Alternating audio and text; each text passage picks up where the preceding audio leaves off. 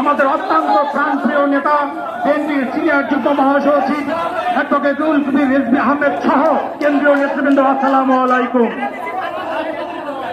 কয়েকদিন ধরে ঢাকার যমুনাতে ঘেরাও করার ফলে ইউনূস সাহেব গোসা করেছেন, উনি পদত্যাগ করতে চান। আমি বলতে চাই, আমরা এই যমুনা পাড়ের মানুষ, দুলু ভাই আছে, দুলু ভাইয়ের নেতৃত্বে, আদব ভাইয়ের নেতৃত্বে তিস্তা পাড়ের মানুষ, শাহীন শওকত এবং নেতৃত্বে পদ্মা পাড়ের মানুষ যদি যমুনায় যায়, তাহলে যমুনা আর যমুনা থাকবে না, যমুনা বুড়িগঙ্গাতে পতিত হবে।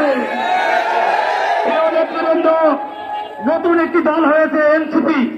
আমি মজা করে বলি ন্যাশনাল চিলড্রেন পার্টি, অর্থাৎ কচি কাঁচা শিশুদের দল।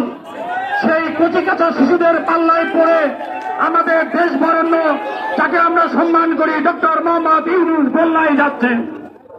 উনি অন্তর্বর্তীকালীন সরকারের প্রধান থাকা অবস্থায় এনসিপির পাল্লায় পড়ে বাংলাদেশের গণতন্ত্রকে হত্যার নির্লক্ষা প্রণয়ন করছে, অথচ উনি খেয়াল করছেন না।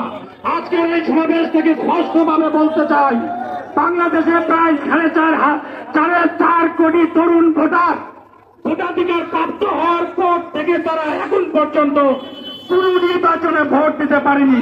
কাজেই সেই তরুণদের ভোটার অধিকার প্রতিষ্ঠা করার জন্য তরুণদের চিন্তা